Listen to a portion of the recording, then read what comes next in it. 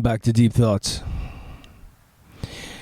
Today I'm going to talk about something that I find myself in conversations about routinely. And I think it would be good to discuss it and make some distinctions when it comes to something we call friendship. Because boy, there are a lot of definitions. If you've seen all 100 episodes of season 1, you will definitely hear a few repeats in here. But I think it's one of these things where how many things do you, quote, use in your daily lives, but no one's ever told you what it really means, right? No one's ever set any parameters down for what it means. And you go, that's my friend. And you go, okay, well, what's that? Well, what do you mean? Well, what's a friend? Well, I don't know. It's a guy you hang out with, a girl you hang out with, it's someone you like to be with. So what would be the difference between that and a best friend? Oh, no, that person is someone they can, and it just becomes arbitrary. Friend, best friend, blood brother. And I just think that if we can talk about it for a split second or an hour, then we can improve the differences between acquaintance, friend, best friend, father, mother, husband, wife, spouse, children, child, whatever. Because there are different relationships and different meanings and systems that have to be in place for different relationships, right? The accountability you have with a friend is usually pretty loose. The accountability you have to an acquaintance is extremely loose. Someone pushed into best friend, well, there's all kinds of requirements, aren't there? Aren't there? But there's not. There are not requirements for any of this stuff. We're all just winging it. Wouldn't it be interesting, and I'm not trying to get into a rule-based system, but wouldn't it be interesting if we could distinguish in our brains, let the relationships happen organically in the universe, just let them be whatever they are, but help each other and help ourselves understand who they really are in our circles of life, because if you know who they are in your life, then you can set your expectations a hell of a lot better and really kind of give people a break. Because once you set an expectation around a person that they can't meet because your expectations are off, then you're in for a lot of hurt. And human beings are flawed, okay? Human beings are flawed. They're always going to make mistakes. It's essentially, to the degree you interact with other people in this universe, is to the degree you relive the archetypal story of Adam and Eve, because we're flawed. And eventually we make that one mistake.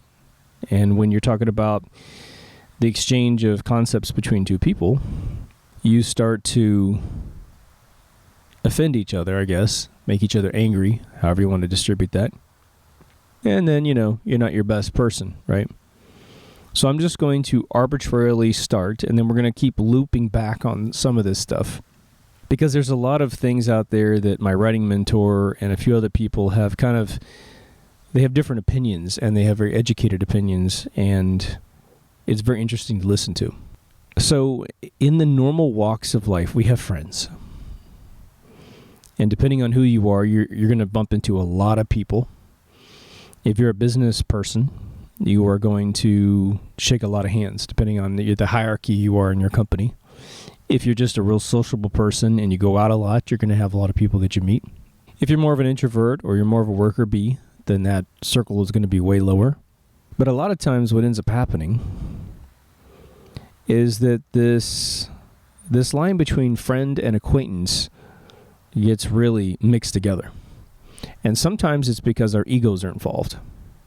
Sometimes it's from a business standpoint, and we want to claim that a lot of people are our friends when they're actually just our acquaintance. Or maybe even less than an acquaintance. We've just met them once. In my circles, at times, I will meet a ton of people. And it's hard to remember names, and, I find that trying to clarify how a name is pronounced or spelled, if it's a little odd, really helps me memorize that person forever, because it's usually the funny responses that they give me back that galvanize how I remember them. And I have little jokes that I'll say when I figure out who they are. If someone says their name is Chris, then I'll clarify, is it with a K or a CH? And right away, that gets us open for maybe they've been asked that before, sort of thing, right? But let's get back to the nuts and bolts of this whole thing. I think that one of the big differences for the mind, and I think that most people need to learn acquaintance. We don't say that very often. It's sort of an antiquated way of saying that. And then if we get it wrong and we go, yeah, I'm friends with that guy, or and then you'll kind of go, well, wait a minute, I'm not friends with that person. Well, I've met them. If you say acquaintance, it's all done. He's an acquaintance of mine. But there's a lot of times you just meet people. You just meet them once, and that's it. You shake their hands, and that's good. A lot of people chase celebrities. And they'll say, oh, I know that guy or that girl. And they don't. They just posed with a picture, and they paid maybe $500 to pose for a picture, right? But acquaintance is usually more of a functional, utilitarian person in your life. You don't spend any personal time with them. You don't go out for drinks necessarily, and you might, every once in a while do something sociable outside work with an acquaintance. But in the end, they don't know much about you, and you don't know much about them that isn't based on a functional relationship, usually in something related to an employment or a pastime of some sort, right? It might be a church member, it might be a hobbyist who you know. But a friendship starts when those interactions start turning into an addiction. A good addiction. You really like being with that person. Their conversation is enlightening. Maybe they like listening to you and you like talking, or the other way around. That's when you start developing a friendship. But the friendship usually comes with a tiny little caveat, and that is that the two of you agree that your time spent together is good time spent together. And when the two of you mutually agree, you've got a friendship.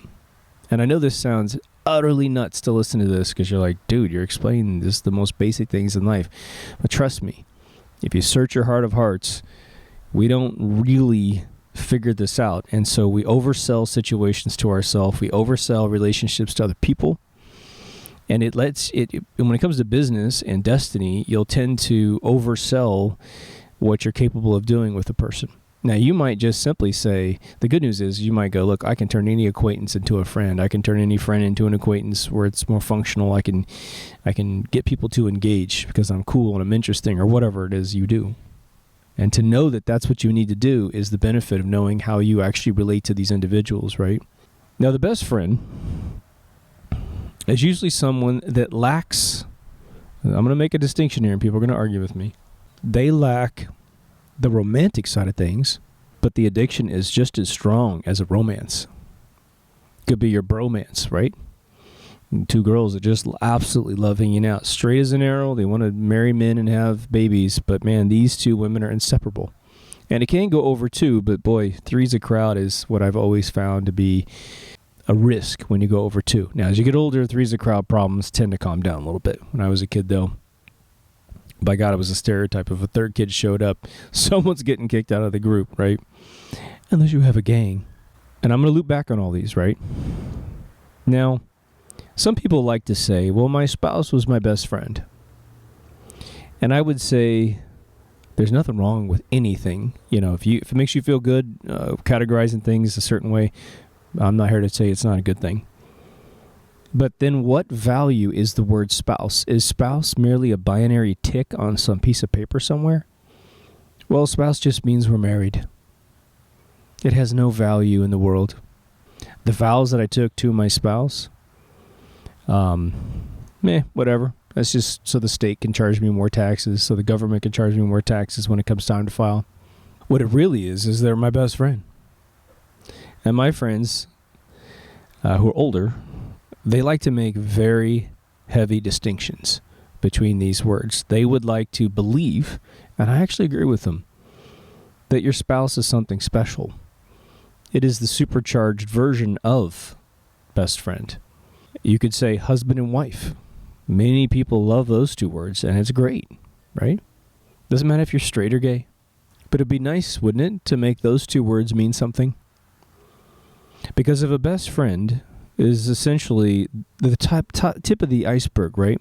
And spousal relationships and saying spouse and husband and wife is merely just a tick on a piece of paper inside your brain, then who the hell ever wants to get married? And what does that do to society if nobody ever wants to get hitched, right? Now, it's a bit of an extreme, of course. But I would like to add a little bit more to spouse, to husband, to wife. Now, the other big one that I had, and this is sort of where the genesis of this particular episode started for me about 8 years ago, maybe 9 years ago, was a friend of mine who has a son, and he made a heavy distinction with his son because they were running into a respect issue because the son was gaining his rite of passage again with no definitive rite of passage. And so the son was just rebelling, basically. The son is a genius and the father's a genius, so imagine those two IQs banging heads, right? Now, the distinction that the father made to the son was to say, I am your father. I am not your friend. I'm not your best friend. I'm your father. And a father is better than either one of those other two options. And you only get one of me. You're going to get several friends and best friends throughout your entire life. You might even have different spouses. But you will only have one mother and one father. And because of that, you need to treat this relationship that we have with utter and complete respect, which was to counteract the intuition that would have allowed disrespect to be between the father and the son, or the son and the father. And he said this to a child that was extremely brilliant, so the child got it, which is the good news, right? I'm not sure I think I would have understood that when I was a kid. What a profound notion to hear. That a father and a mother is a one-time shot. No matter who you are in the universe, you're only born of one of the two, right? And I think that that's cool. And I think that that makes it mean more. The sad thing is that if someone has to learn this later in life, then the damage could be done prior to that lesson being taught. So perhaps, maybe, we engage that idea a little earlier. And you don't have to engage it in any disciplinary way, of course. You could wait till a disciplinary situation happens and throw that out there to have sort of some drama movie effect. But if you can say it in some sort of thing of like, you are my daughter, you are my son, and there's only one of you. No matter if I have more, there's only one of you. And I love you very, uniquely for what you are. And I am your father. And this is your mother, and da-da-da, whatever. But the one that,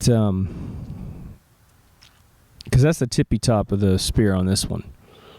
But the thing that I find very, very interesting is how loosely friend and best friend are used, and how it doesn't really have any qualifications. And yet again, you don't want to make everything tumultuously difficult and rule-mongered, of course. I'm not trying to get to that point. But I think to really jack it up, to really figure out what you have in life, it's to figure out these definitions. One of my girlfriend's fathers told me, my first girlfriend's father, really, my first serious girlfriend's father told me, he said, and he was just quoting this out of his ass, but I think he's right. He said, my father told me when I was young that if you can find 3 people that would give their life for you, you have become the luckiest man or woman on planet Earth. Swap the genders out. And it took me a really long time to really understand what that meant. Because here I am, like 15 years old going, whatever, dude. But there's got to be something that makes a best friend different than a friend, right? I really think it's rooted in the addiction, like I said. Now, there's a part about friendship that we don't really think of mechanically, especially when we're younger, which is you have to pick your friends carefully. And no one likes to hear that. But now let's go back to law of attraction. Law of attraction is extremely powerful. Whatever frequencies you hang out with are the frequencies that are going to become you, right? If you go into a very agitated environment playing very agitated music, for instance, you're going to come out scatterbrained. But if you go to a symphony or an orchestra, you are going to come out feeling just, hopefully, depending on what they're playing, of course, they could subdue you, they could excite you. And that's the game of life. We all know as parents that we see our kids serendipitously bump into other kids, and we get afraid every once in a while. And depending on your own life, you will have experienced this personally. I moved around a lot as a kid. I went to 7 different schools before I graduated.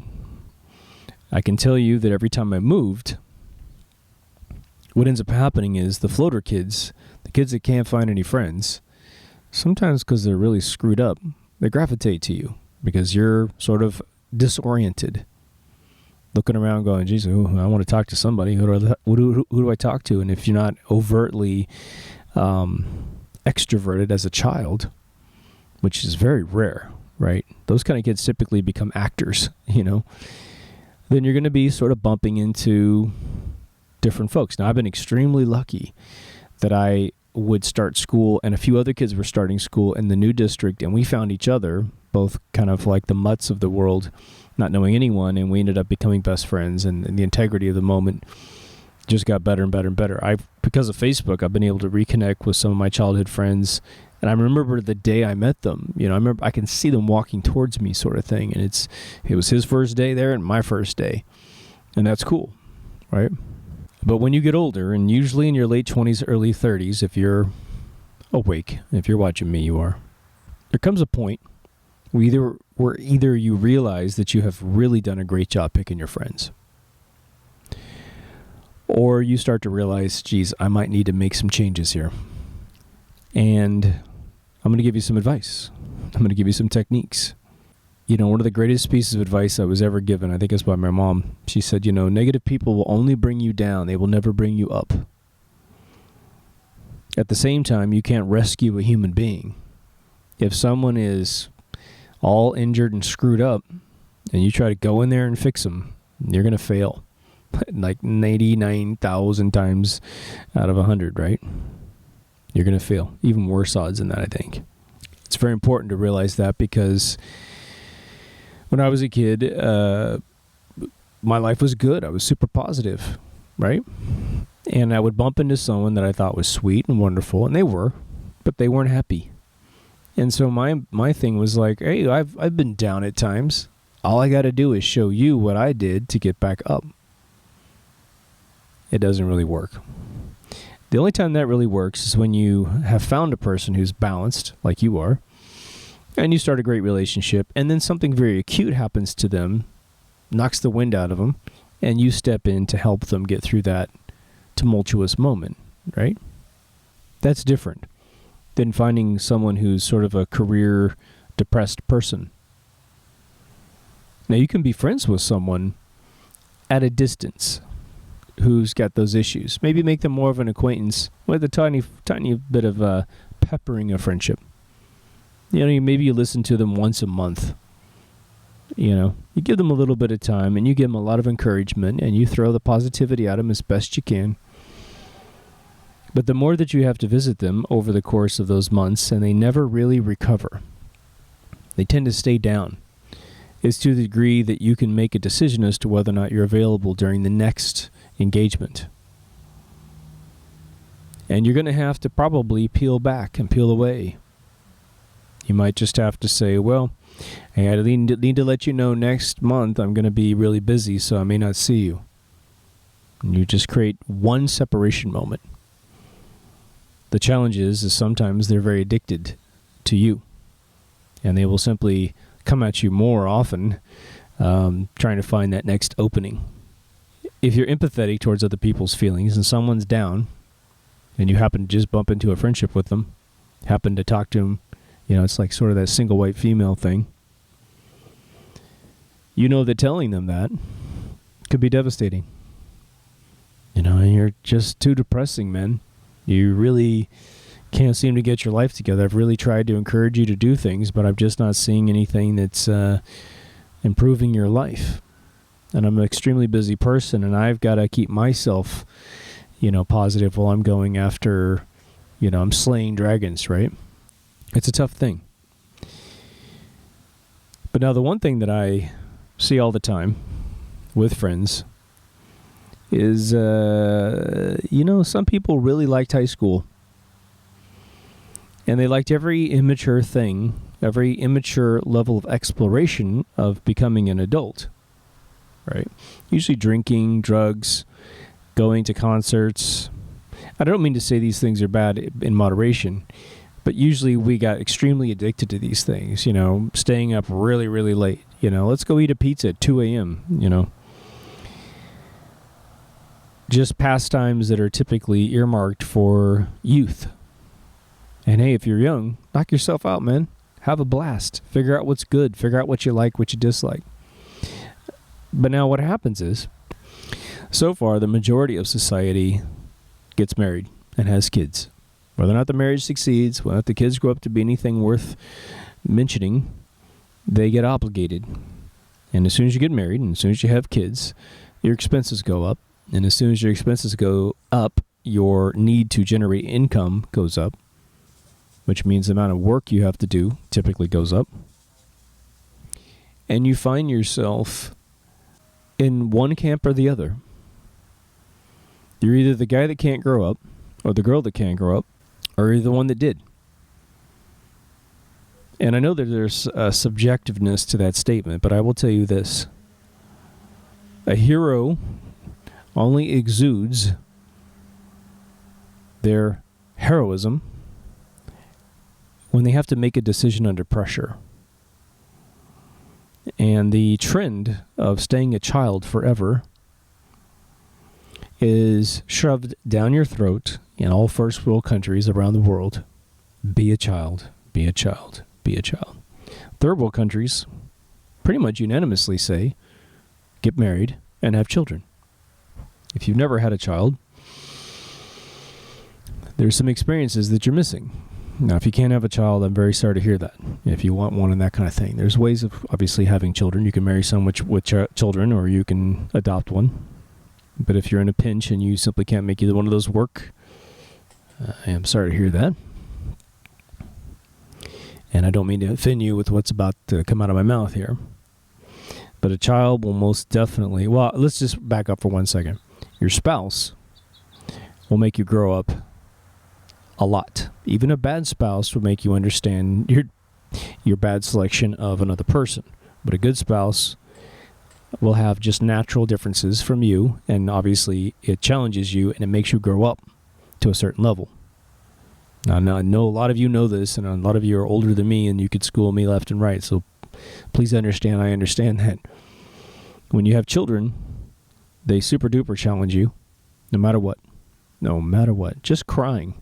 Just the regimen of crying for the first 2 or 3 years, off and on, depending on your child, it'll make you determine who you are as a person and determine whether or not you have the patience to have kids. Typically, it'll grind you down and you'll just get used to it. It's interesting. And babies' cries, by the way, when they're teeny tiny, the cries are teeny tiny too. It's really funny. About 6 months in, they turn into bullhorns. So don't forget earplugs if it bothers you. You'll find it just becomes sort of like some ambient noise. It's interesting. But the beautiful thing is children grow up. Human children grow up and they become interesting and they draw pictures of nothing and they come up to you, Mommy, this is you. Daddy, this is you. Can you see it? And you're like, oh my gosh, absolutely. And then, you play games with them where they make like the restaurant game, and they can serve you food and stuff, fake food or whatever. Cut it out construction paper. First do that whole ritual of making all the food out of construction paper and have them serve you and you fake eat it and all that good stuff. And then they grow up and you get challenged over and over again. So these kids are just constantly helping you grow. And then about 20, they get to be super cool because they just sort of go on cruise control, right? They're on this like warp 9 and you're just like hanging on the back of the nacelles, right? Now, I have not become a grandfather yet. Probably won't for quite some time. But obviously, that's a whole nother sector of growing up. All made possible by marrying someone, having some children, and going on the journey, right? Now, I know some of you have no desire to marry the opposite sex, and obviously you're just taking this with a grain of salt, but you'll still get married, probably, or have a partner for life. And so you're getting a good scoop of it. And if your spouse happens to have brothers or sisters who went the route of having children, then you're going to be an uncle or an aunt, and you're going to get a chance to sort of vicariously be grandparents. Sort of, right? And those are your dedicated souls that you bring into the halo of life. And you've made big decisions about bringing them in. And hopefully you've taken inventory before you get too committed. Way back at the beginning, you take inventory of a person's personality to figure out whether or not it integrates with yours. Now, sadly, there's another phenomenon that happens. Okay, I'm going to go back and finish. Let me go back and finish my other one. Then we're going to talk about people who are on different paths real quickly. When you enter your 30s, you're going to figure out whether or not you are going to a lot of concerts, drinking a lot, and just being a lot younger in mind than your friends who are moving up and getting married and that sort of thing, or at least marrying into a family or something like that, right? What I have found in my travels is that the people that are over 40 that I know that are living in their 20s or even their teens, right? They typically have friends that are in their 20s or in their early 30s. And the reason why they have those friends is because that's the most mature scoop of people that behave immaturely, which is like how they behave, right? And so it's a weird thing when you see it and when you wake up to it. Now, a lot of times people have kids in their 20s, and by the time they hit their 40s, their kids are off in college, starting their own life, whatever. And then you get the freedom of going back to some of the more youthful things that you used to do. You can throw those parties because there's no one home. Or whoever's coming home is mature enough to know what's going on. And that works too. And I'm not judging, I'm just saying, right? The amount of people that I knew, I guess, and now we're all in our 40s, but when I was going into my 30s, the people that were, playing video games for 20 hours a day and wondering why they couldn't lock down a girlfriend. It was pretty amazing because I was in the gaming industry, so I saw a lot of young people, go literally from maybe early 20s all the way up till now. But I saw a lot of unhappiness as a result of that, and a lot of sort of sociopathic, psychopathic, sort of weird thoughts that came out of their mouths because they sort of felt like, well, why isn't society accepting me? Not realizing that the delta between their behavior and their identity and everyone else of their age bracket was completely different. I used to have a buddy of mine that would play video games a lot, and he would take pretty much all of his spare time and go and engage in rituals which you can't share with another human being no matter how much they love you. He would go to a comic book store, and he'd stand in front of the comics and just read comics for 4 or 5 hours. And the cheapskate wouldn't buy the comics. And so the guy would kick him out of the store. It's really weird. Made plenty of money to buy stuff. How are you going to share a comic book reading experience? You can't, right? Cosplay is probably the closest you can get to that, right? Building costumes together or something, right? Creating skits or something if you want to be ultra nerdy. And there are miracle couples that play video games together and all that kind of stuff. So they're out there, right? But in the end, you get older. And it's sort of one of these undeniable things when you get older. And the thing is this is about friendship. We're going to go back on the path thing in 1 second here, but you want to build a strong trajectory and vector of friends that can get older with you, right? Because if you don't, you might find yourself isolated when you don't want to be isolated, and it might happen in a flash. And that's sort of scary, right? Now let's talk about paths, because this is sort of something that's going to relate to, relationships as well as friendships, right? When two people meet and they find themselves compatible to be a friend at a minimum, before the best friend thing happens, before a spouse upgrade happens, you're alike. And it feels so good, right? You look at each other's eyes and you're like, oh my God, we're connecting somehow. And it's on an unspoken level. I like the way you look. I like the way you look, Could be even just same sex and you're just, just being friends and you're just like, look, this is awesome. But now what you have to understand is that all human beings are on a trajectory. They're on a path. And every measurable thing that could be discerned out of a human being, right? It's maturity, it's education, it's whatever. Sometimes two paths cross in sort of an X formation, right? You're the left side of the X, they're the right side of the X. And in the center of the X, where you're crossing over, you found each other at a crossroads, and you're at the same place in the universe. And that's usually how you talk about it. Isn't it weird how our paths crossed? Oh my God, I can't even believe that you met him and her and da-da-da-da-da, and I was here at 2 a.m. and you were there, and if I hadn't done this, you hadn't done that. But what I find happening in the world is that people mistaken that for some divine compatibility instead of a happenstance moment. Now, we all know the best way is like an inverted Y. Take a Y and turn it upside down, a capital Y. You're the left, they're the right. You came together in the middle, different paths leading to that center point, and now you got a straight line. And you guys align your paths, and you realize, my God, I don't want to be without this person, and they don't want to be without me. And whatever I was doing that wasn't compatible with them, it's not important enough to lose them, so I'm going to throw it away. Or he's going to integrate with my path, I'm going to integrate with his or her path, and you're good. But what happens so often in the world is that other thing I'm talking about. One person matures and the other person doesn't mature. That's really what it comes down to. One person wants to be Peter Pan for the rest of their life, and the other person wants to become a grandparent eventually. No rush. Now, sometimes, obviously, you're going to meet your spouse 2 years before your buddy meets their spouse, and they're going to get a jump start on you. But it is weird. I will tell you this much. It is really, really weird that when my friends have met their spouses, a lot of the rest of the friends meet their spouses too. It's almost like it was in the air, like a law of attraction.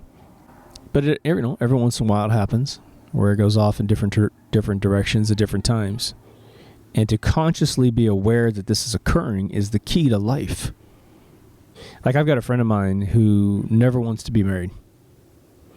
And immediately, and never have children and that kind of stuff, right? So immediately I'm like, okay, I really like this person. Good person. Smart person. But I know that the extent by which I can have a conversation with that person is extremely hobbled, right? It's extremely limited. I'm going to be going through experiences day after day after day, and we'll have a huge treasure chest of experience and wisdom that this other person will never, ever have. And so that person's going to have to get extremely clever to keep my attention over a long period of time. That's tough, man. That's super duper tough. Now, I didn't go into this episode to try and address relationships, but I guess I've kind of gotten to a point where I want to say a couple things about relationships that's important and just functional. And when I say it, you're going to go, oh, yeah, of course. But now, at the same time, you might feel something matter-of-factly about what I'm about to say. Ask yourself, one, if you can even have the conversation I'm talking about with your spouse, which is sadly the way the world works half the time, where half the people you date you can actually have any conversation with, and the other half you can barely get outside of the box. If you even mention there's a border to the box, they simply freak out, right? I've dated both. But to have the good existential conversations, you're really dealing with a keeper, or a very high potential keeper, right? There's a few things that are, I'm not going to get into like kids or anything like that, but there's two things that I think are really critical for maintaining a good relationship with someone. And it's probably right inside friendship as well, but probably more critical in a relationship. And the two categories are your attitude towards money and your attitude towards education. Now, I could go into more obtuse, abstract things and say positivity, because that's also real important. But let's take these two separately. Let's take these first two. Money. Some folks feel like they need a lot. Or they sort of have an old dream of having a lot of money, or of having achieved a point in life where they have a ton of cash. They want possessions, they want status, or they just want it in the bank. They don't even need to spend it. I know people like that too. You should probably have the same attitude towards money. And as much as you can describe it is how you're going to figure out whether or not you guys are compatible on that level. If there's a difference, a major, major difference, then you have to both agree on the difference. Or one of you has to temper your attitude, or the other one has to juice up their attitude. There's nothing more amazing than a couple that goes, we're going to go get it together. The other one's education. And why education? Education curbs the conversation between two people. If one person's getting extremely educated, and it doesn't even really matter what it is, right? You could just be reading something insignificant to life, but it makes you more interested in life. And one thing leads to another, all these connections that happen, right? You may have a complementary relationship where you're going for the educational route. They're not, but they love it when you teach them what you learn. And so you always have sort of an audience that can totally work. But at some point, I can almost assure you will get to a point where you say, gosh, I don't want to always be the entertainer. Now, some people do. Some people want to be the entertainer for life, right? But a lot of times you get to a point where you're like, man, I really wish that someone else would research something and bring it to me. Something you need to think about. Now, I used to have, I guess, I used to say a lot, and I still believe it, but let me throw this at you. I don't know if I've ever thrown this at you guys before, but it goes something like this. I think I have, but let's put it in here because it's perfect right now. On the life commitment level of friendship, which you might want to upgrade to spouse, right? Husband and wife, or whatever. Wife, husband, whatever you dig.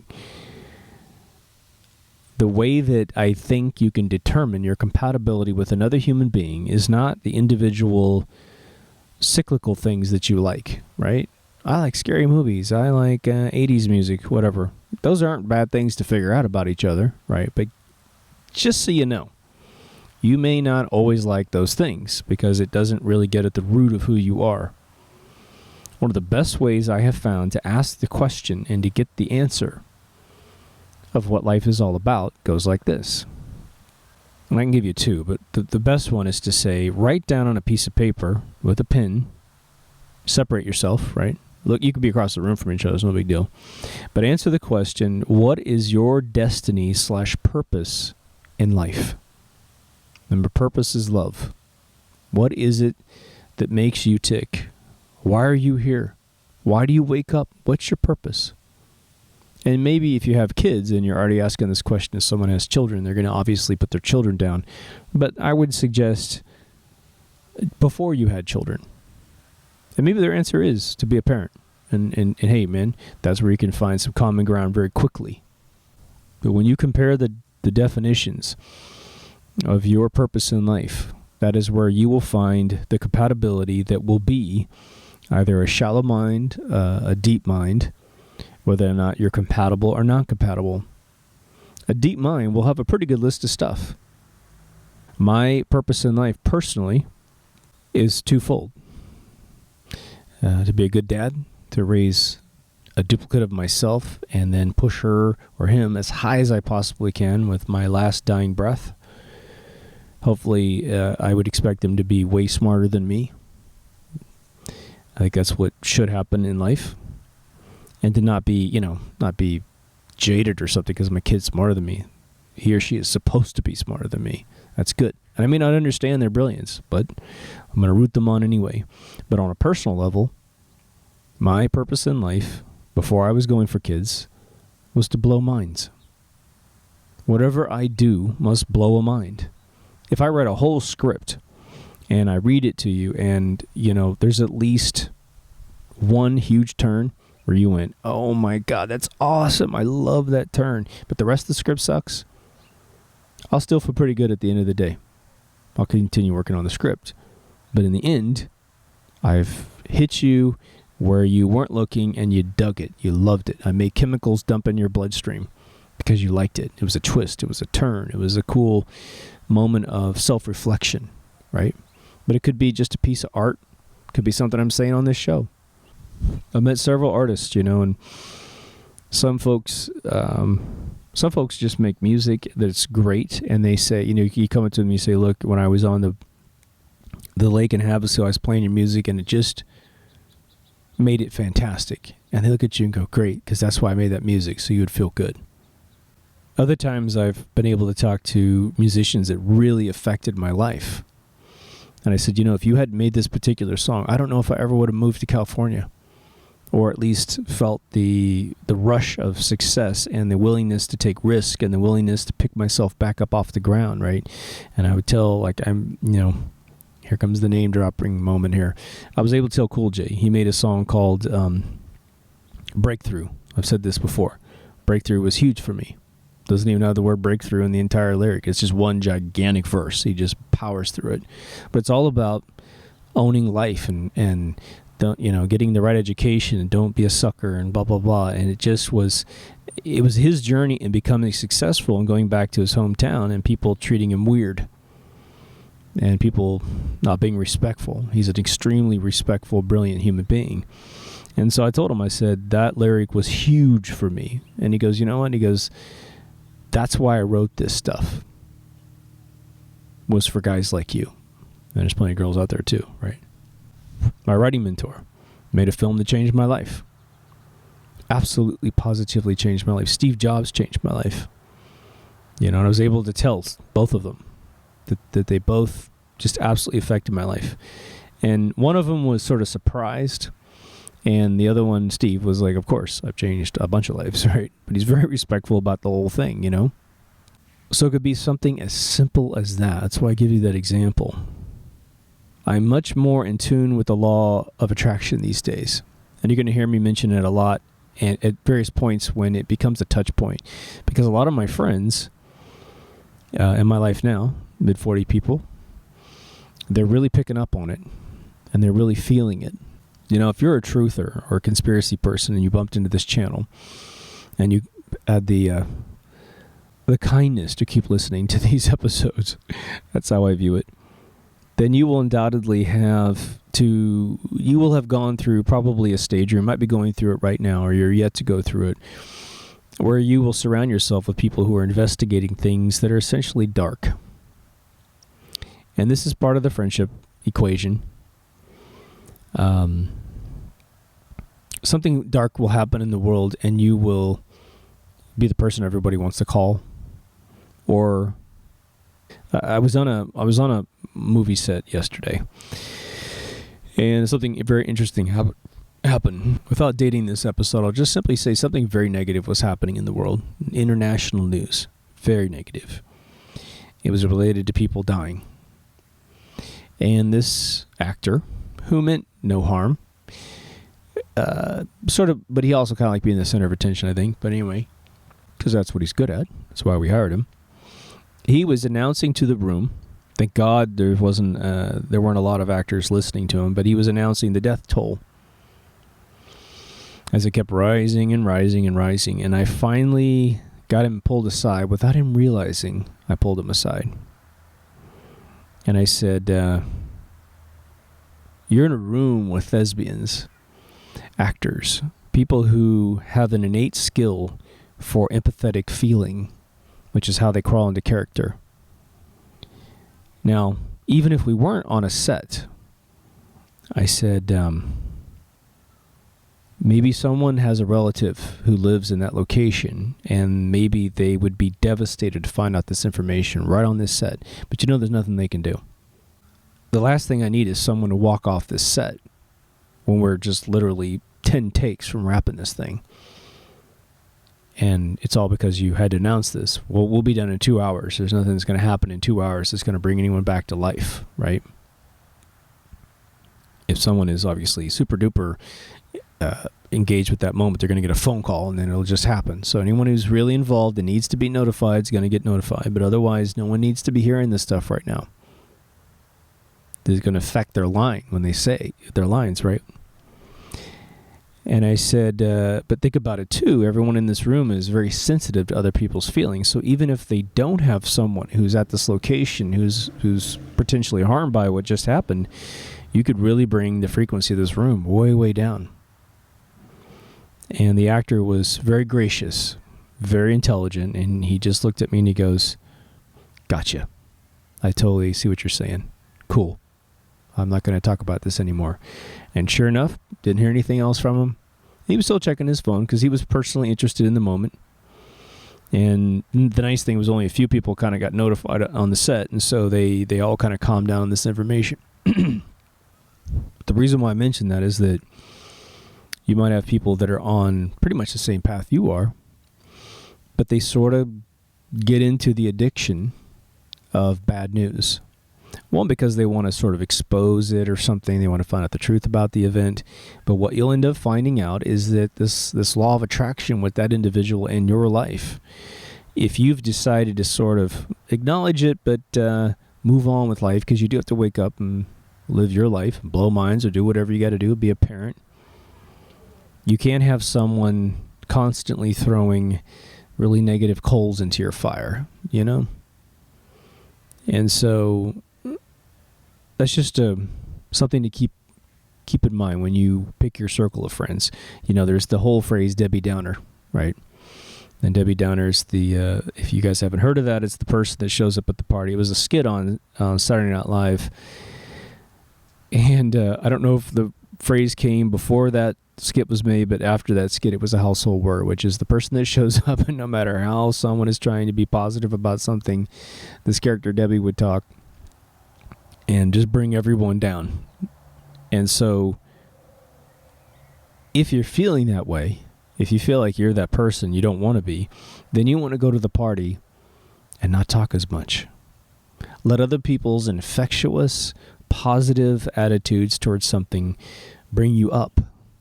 You know, if someone's saying, hey, I've had a great day, let me tell you about it, and you think you've had a bad day, and you're like, oh, God, it's like, I don't have the patience to listen to someone else. Try to empathetically just live in their life, or vicariously, live in their life, right? And let them supercharge you up. But in the end, when it comes to friendship for me, I think we need, well, I don't know. I don't want to say need as if like you're failing if you don't do this. That's not what I'm saying at all. I think we can improve our lives greatly. The more that we can kind of figure out whether or not someone is someone we just met and we're never going to see them again, whether or not someone's sort of a utilitarian friend, which we call an acquaintance. You don't engage in anything outside of the utility function of the two of you together, right? I don't mean drinking and that kind of stuff. I mean, you're at work, you do things together at work, you love working together, but you don't have anything outside of that. The minute you start hanging out with your friends after work and having little get-togethers at your houses or your picnics and parks or whatever the hell you're doing, then they become your friends. I have a lot of great friends at work. That's how that goes, right? To the degree you get individually addicted to someone and you absolutely need to see them, talk to them every single day or almost every single day, that's a best friend, right? And I think that when you hit best friend, because of the addiction, you're willing to engage in sacrifice to increase your frequency of being together, right? I will help you move on Super Bowl Sunday, right? Hopefully we can start early and end early because I want to see the game. You know, I've had that happen where I planned to move several weeks ahead of time. Didn't realize it was on Super Bowl Sunday. I like the Super Bowl, but it doesn't kill me if I don't see it. But I had 3 buddies of mine, 3 best friends that helped me move. And one really wanted to see the Super Bowl and realized it that morning, like, oh my God. But you know what? Even though my buddy complained about he couldn't believe that he actually agreed to help me move on a Sunday, he helped me move the whole time. And when I figured out what had happened, I was just trying to say, okay, guys, just help me get the big stuff off the truck. And then we'll get this thing done. I'll do most of it later by myself. Just help me get the shit inside the house, right? Your spouse is someone that you will know better than their family knows them. You will know your spouse, your husband or your wife, better, depending on how long you're with them, than their best friends from high school know them, than their mothers and fathers know them. A spouse is something extremely, extremely special. It is above and beyond just a best friend. And I hope, and I know that, man, my friends that say husband and wife, they're so proud of it, you know, most cases, right? Yes, people get married to the wrong people, and they don't have such a jovial feeling when they feel it, or they've been married a really long time, and, you know, life's kind of changed because, again, the paths go away from each other, and you stay together for more institutionalized reasons, right? Your father and your mother, well, I know that not everyone has a super duper connection in that direction. But if you do, have one of the two, or a grandparent too, right? Those are incredible, incredible relationships because you share a genetic intuition with them. You will laugh like they laugh. You will like the food that they like. You'll make expressions on your face like your parents make, you know? It's a hell of a thing to be a duplicate of somebody else, isn't it? Even if you don't know your parent at all for whatever reason, and you kind of dig who you are. You might consider for an instant that maybe they had that incredible gift that you have. Like if you're able to turn your life into a wonderful life and you're like, well, you know, my parent gave me up for adoption or moved away or left a family or something like that. It could be just that they had some really, really bad stuff happen to them in a row. And they thought, you know, I have a child. I don't like the world I live in, or I'm too young to really give this child a mature upbringing, but they loved you enough. It's going to sound nuts, but you know, when someone gives you up for adoption, they're obviously, in most cases, they just realize that their life is not aligned to be a parent, right? The other one is, even if they walk away, which under most circumstances is considered cowardice, and under a lot of circumstances, it's irresponsible, right? It could be that they have simply realized that they would be more damage to you if they stayed than to walk away. That whatever maturity that they feel that they need to have to give you the best life possible, they're going to destroy you because they can't get their own life together. Now, obviously, most of us who haven't had to walk away, all right, we've also had major challenges, but for whatever reason, we found the fuel and the inspiration and whatever we needed to get up, pick ourselves back up and learn. And so we stayed. Oh, we're going to stay if you're going to have kids or whatever, right? But sometimes it's just the lesser of two evils, you know? Growing up in the Midwest, you know, like I say, you always meet everyone's parents, grandparents, if you live in a small town. And so with a smaller population, you get more interaction with people. I've lived in a big city since I was 17 years old. Big cities, right? And even in the height of all the friendships that I've ever had at these locations, it's just half a dozen, maybe. I've had half a dozen families or friends that I hang out with on any one day. Maybe if I go karaoke someplace or go to a restaurant, you can add another dozen on there or whatever. But those are more of acquaintances, right? I don't necessarily build the friendships that go to the point where we're addicted to each other, right?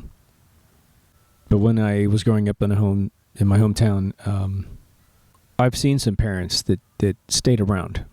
And maybe it's good. I don't know. But the parents influenced their kids very badly. They didn't walk away. They stayed. And maybe it's better that you stay and you screw up your kids. I don't know. But I've seen thug fathers in Midwest, white Kansas, okay, I'm not talking about anybody else. Thug fathers make thug children. And those kids suffered greatly because they weren't taught the value of life. They weren't taught to respect other people. They weren't taught to work hard. They were taught to steal and manipulate to get everything in life. What's really interesting in a small town is, you know, my graduating class was 125 people. I've said in many episodes in the past, I said, you know, I had a friendship, more than acquaintance, friendship with 120 of the kids in my class. 5 of them were acquaintances, right? And the kids that were pretty messed up in high school divided, luckily, into a much larger group that survived and took control of their life and made their life wonderful. But a small group of those kids, the worst ones, the ones you could really see had super mental issues, and you could just look in their face and know that when they go home at night, it's not a good place, right? The amount of them that were either killed as a result of their actions, pissing someone else off, or ended up committing a murder, ended up being in jail for a really long time, was almost unanimous with that other group. And that's why, you know, we have to really look at who we're hanging out with, depending on what age we are, right? Now, here's the thing. Last thing I'm going to say. Let's say you're a parent. and your kid's picking some pretty shitty friends. Now, maybe those kids, like I just said, maybe they get themselves out of this bad thing, but for now, they're the worst that they could be, and they're hanging out with your kid. We're usually scared. We're obviously scared of ever telling our children they can't hang out with another kid, because as soon as you say that, they're going to hang out with them more, just to piss you off, because you've offended them. You're saying that they don't have a good judge of character. That's the first thing you're kind of saying subtextually. So what you got to do is what I call above table communication. You ever heard someone saying, well, this is sort of under the table, frequency of what's going on in the room. You walk into a room, you see this all the time in sitcoms, which creates comedy, which is everyone's thinking one thing, but the person's not going to have the courage to talk about it. That creates all the strife and conflict that creates drama and comedy, right? You don't want to do that with your personal life, right? The best thing to do is completely engage it at the level I've just talked to you about. Most of you have a lot of experiences in life, no matter what life you've lived, no matter if you're a super left brainer or a right brainer or right down the middle, you've got personal experience picking bad friends. So what you want to tell your kids is to say, I'm not trying to offend you. I'm not trying to say you don't know how to pick really good friends. I'm sure there's some wonderful things about this person, that person. But from my perspective, this is what I'm seeing. This, and this.